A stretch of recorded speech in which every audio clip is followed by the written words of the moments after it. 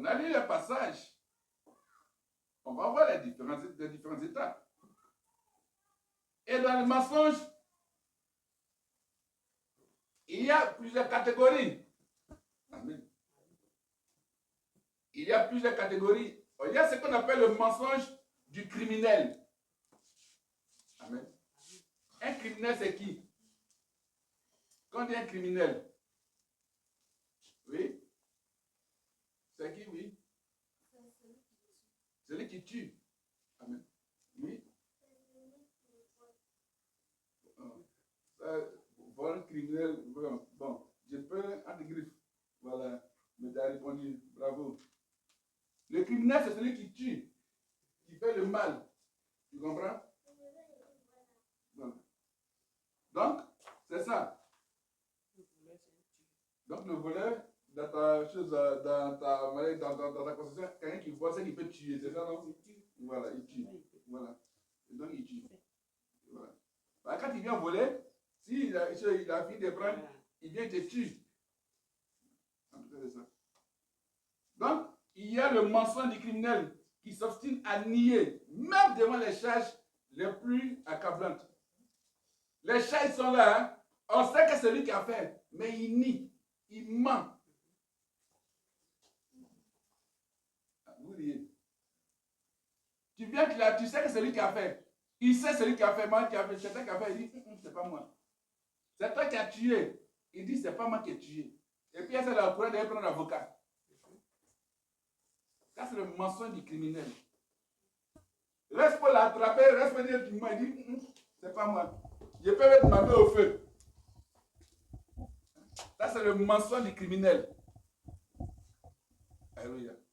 Ça, c'est que lui, il n'a pas tué. C'est pas qu'il n'a pas tué, mais il a fait quelque chose. Tu sais que non, c'est pas bon. Il a été menti. Et puis, il a assis sur son mensonge. Toi-même, tu es là, tu doutes de ta vérité. À cause de ces mensonges. Amen. On appelle ça les mensonges du criminel. Et il y en a beaucoup comme ça. C'est pas bon. Je crois qu'ils vont traduire pour la vie après. Hein. Les mensonges du criminel. Nier. Il y a quand les chats ils sont là. On les prend sur le fait. Ils disent c'est pas moi. Là, il va dire c'est mon jumeau. Pourtant, il est seul. Amen. Il faut que nous arrêtions cela. Il faut que nous arrêtions cela. Les chats, ils sont là. Les preuves, quand on parle des chats, on parle des preuves. Les preuves sont là. On sait que c'est lui qui a fait ça. Mais il ment. Les mensonges là à son niveau. Et puis là, il développe dessus une étude de mensologie, si je peux dire ça comme ça. Alléluia. Dès qu'il ment, il crée même sa propre science, la mensologie. Les mensonges. Le Seigneur dit, parle de mensonges. Parce qu'on est tous concernés. Amen. Il y a d'autres même, ils ont odeur de mensonges sur eux. Parce que quand ils arrivent, voici, on dit, voyez le menteur là qui arrive.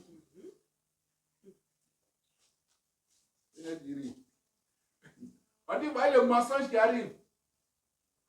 Ça, on ne dit même pas le menteur, on dit le mensonge arrive.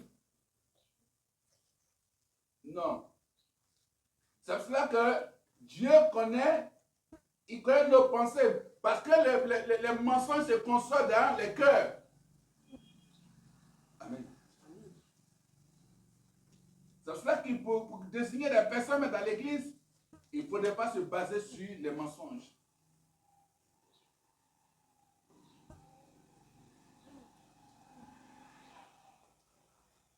Ça, c'est le mensonge du criminel. Le criminel, c'est celui qui a volé. Il dit, je n'ai pas volé. Il ment, il dit, il ne ment pas. Pourtant, il est en train de mentir. Il a fait, il doit. Surtout vous, les élèves, vous, nos enfants qui partent à l'école. Peut-être que le papa met la main passer quelque part à l'école là-bas pour demander c'est mon enfant. Il dit, on n'a pas eu ton enfant depuis matin, il va venir à l'école. Ok, d'accord. Tu viens, tu demandes à ton enfant, tu es quitté où, tu es quitté à l'école, tu as fait quel coup? Il va te sortir, mais un coup, il va dire, coup, il est fait. Oh, t'as quitté, je suis parti, je te rappelle, tes professeurs disent que tu n'es pas venu en classe. Non, il était là, le procès, c'est le procès qui ne m'a pas vu. Parce que ça, c'est le mensonge du criminel. Il dit, si.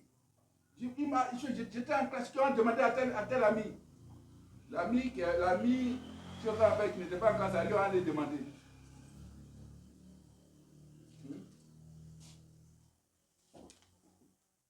On t'a classé, ben, tu es au fond là-bas.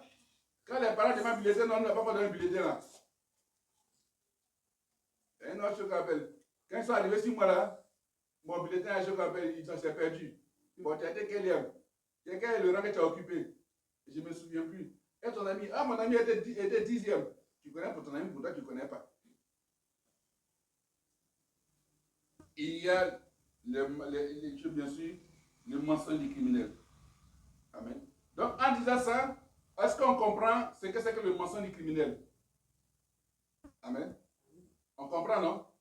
C'est-à-dire qu'il n'a pas pris épée pour tuer. Mais ce qu'il dit là, il tient à son mensonge. Je vais dire, à toi, c'est quand tu as lavé un mensonge. Il m'a dit, ça là, bien, de toute façon, il m'a dit, c'est la façon, il m'a dit, dans sa famille là-ci, il n'y a pas un grand menteur dans la famille là-bas. Ah oui, mais c'est ça. Quand on regarde, ah, il te pose la question. Et quand c'est ton enfant qui réfléchit, il dit, merci, il a dit, merci, moi, mais pour lui, elle a levé ça où? Il y a l'art diplomatique ou le mensonge diplomatique. Amen. Il y a l'art diplomatique ou le mensonge diplomatique. On a de son mieux le pire trahison. Quand on parle bien sûr des mensonges diplomatiques, eh bien, encore l'art diplomatique, on parle de ceux qui sont bien sûr des responsables. Ils peuvent être directeurs des sociétés, des magistrats, des ministres, des diplomates, mais eux, en tout cas, les mensonges, c'est rempli de trahison. C'est pour cela que je crois que ça doit être le livre de Jérémie 17, où on a parlé des ministres, c'est ça?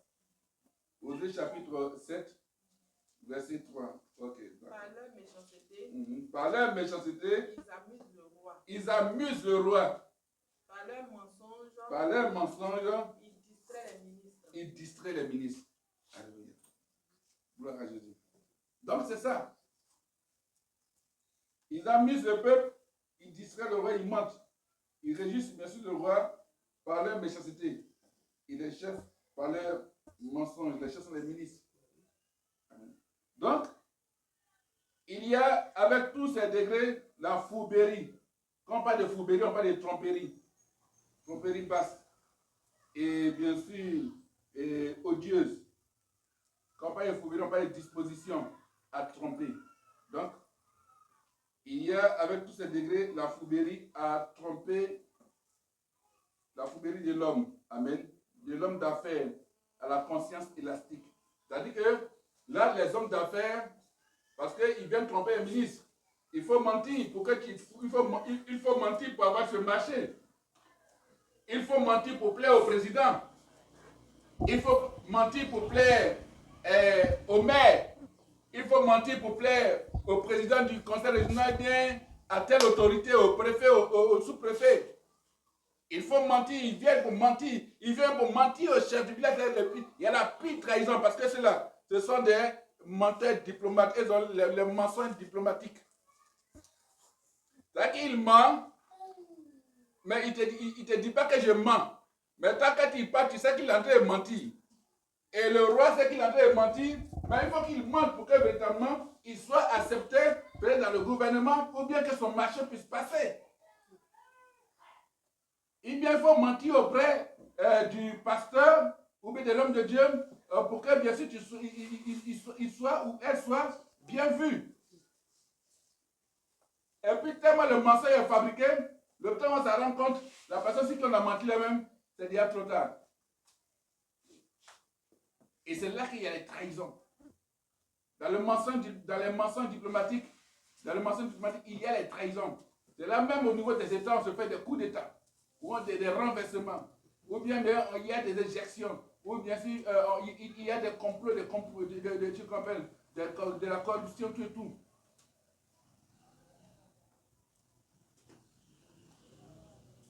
C'est ça. Et non, pour cet examen, pour ce concours-là, moi j'ai des places. Il faut payer. Donne-moi telle somme.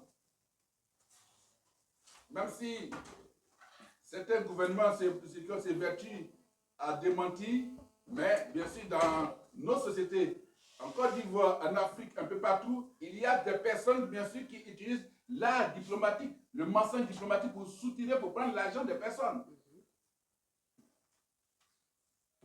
Soit il n'est pas dans tel service, il dit il est là-bas, il a une connaissance, il a des places. Et quand il donne, parce qu'avec les paroles, ils font croire, et toi tu crois, tu dis ça c'est sûr, c'est un réseau. Et quand tu payes, c'est fini. Et la trahison est partie. C'est la fourberie de l'homme. Là, ce sont les hommes d'affaires, donc ils ont une conscience élastique, donc ils réfléchissent. Or, celui qui a commencé bien sûr à adopter le mensonge criminel, il va grandir avec le mensonge diplomatique. Quelqu'un qui se rappelle, qui dit il a fait, il sait il a fait, puis il ment, il dit il n'a pas fait. Il dit c'est pas lui, or c'est lui. Quelqu'un qui grandit comme ça, là, il va avoir là, je crois, diplomatique, le mensonge diplomatique. Là, si il s'est entraîné, je crois, à pouvoir mentir, quand il va bien sûr être dans les services, dans les entreprises, mais c'est celui qui va faire les pires trahisons. Parce qu'il voudrait mentir pour pouvoir bien sûr être mieux vu. Donc le mensonge à outrance sur tous les collaborateurs. Amen. C'est comme quand on est jeune, souvent la jeune fille passe là, quand il y a des belles, oh c'est là, moi je suis déjà sorti avec elle. Quand c'est là, je suis sorti. Maintenant quand on, bien sûr, on dit où sont les preuves, il est là, il tourne. On a fait ça bien sûr à Sandra, un de nos amis qui ne vit plus. C'est pas bon. Ça détruit la notoriété, l'honneur des personnes.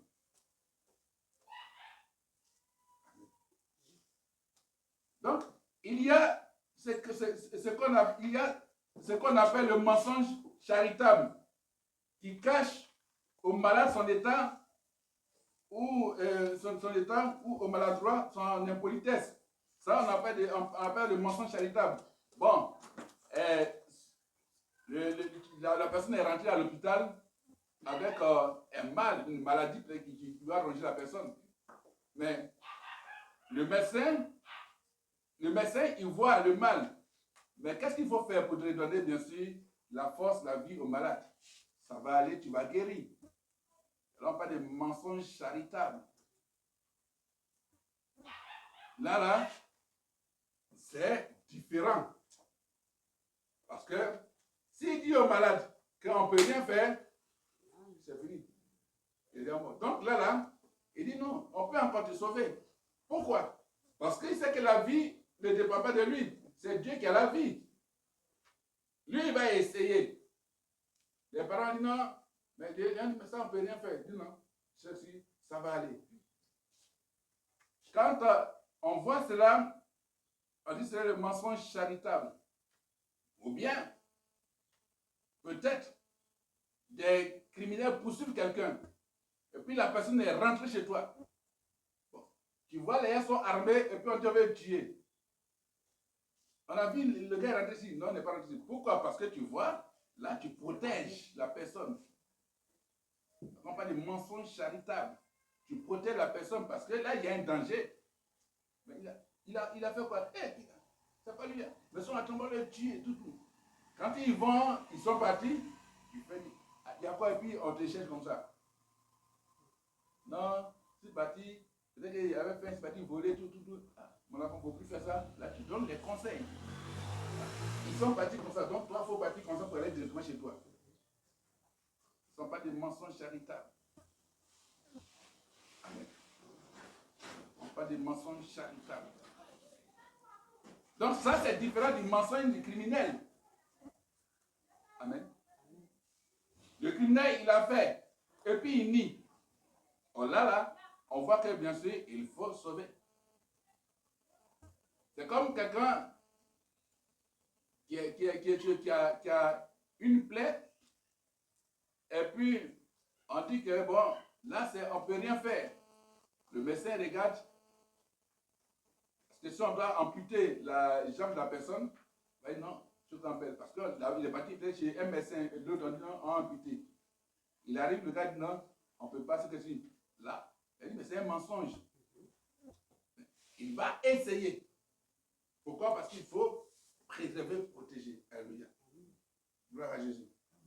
Donc, ça c'est différent, bien sûr, du mensonge diplomatique. Parce que quand on fait un mensonge diplomatique, c'est qu'il y a une trahison quelque part. Amen. Donc, il faut qu'il y ait, bien sûr, des vrais diplomates. Il y a des bons diplomates, mais il y a d'autres messieurs qui sont là qui... C'est pas qu'ils sont des ministres, ils sont comme ça, mais ils sont des menteurs diplomatiques. Amen. C'est pour ça que dans Matthieu 9, verset 4, et Jésus, connaissant leurs pensées, dit, pourquoi avez-vous de mauvaises pensées dans vos cœurs? Pourquoi? Parce que les mauvaises pensées, bien sûr, étant au fond de nos cœurs, les mensonges remontent à la bouche. Amen. Pour vouloir se faire passer pour vérité. Les mauvaises pensées sont dans nos cœurs.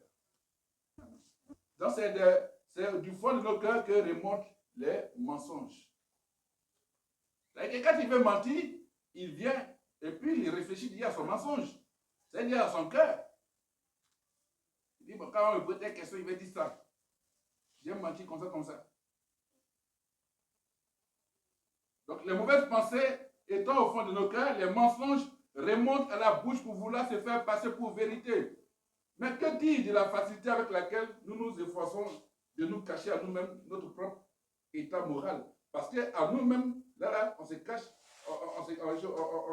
nous cachons notre propre état moral. C'est-à-dire que toi-même, tu veux cacher ce que tu es. Chacun excuse ses manquements. Et toutes les dérobades possibles. Okay? Chacun a sa stratégie de mensonge et bien sûr, il trouve toutes les manières, toutes les possibilités de pouvoir se dérober, de pouvoir chercher à mentir. Comme le dit l'Écriture dans Jérémie chapitre 17, verset 9 à 10, il dit quoi? Le cœur est trompeur. Amen. Le cœur est trompeur, c'est tortueux. Par-dessus tout, et il est méchant. Qui peut le connaître? Moi, l'Éternel, j'éprouve le cœur, je sonde les reins pour rendre à chacun selon ses voies, selon le fruit de ses œuvres. Amen. Donc, Dieu lit nos pensées. Amen. Dieu lit nos pensées. Il connaît nos pensées. Amen. Dieu lit nos pensées dans un livre ouvert. Il te prend un puis il connaît tes pensées. Son livre est ouvert. Donc nous ne pouvons pas lui cacher ce que nous cachons aux autres.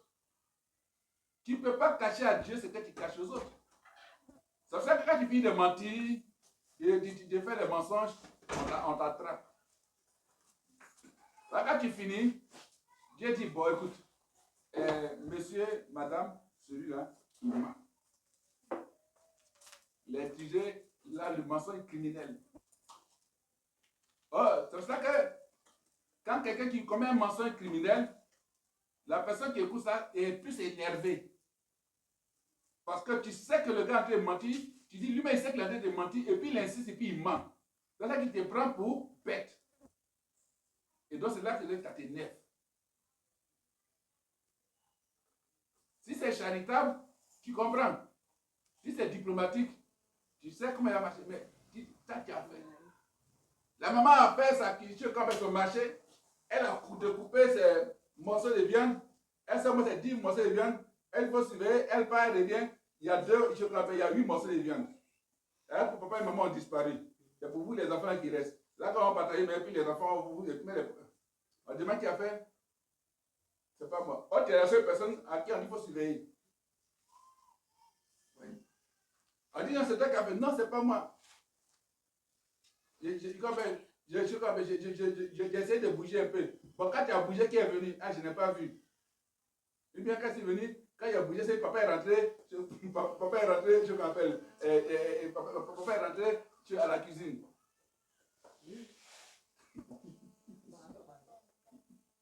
Papa est rentré à la cuisine. Il est venu à la cuisine. Ah, il est parti, il dit, il veut boire de l'eau. Peut-être que c'est lui qui a pris viande là. Ouais. Et quand papa lui-même, il apprend que ça te fait un mensonge criminel sur lui, ah non, là, c'est pas bon. Non. Quand tu fais ça, tu caches à toi-même sur ton propre état moral.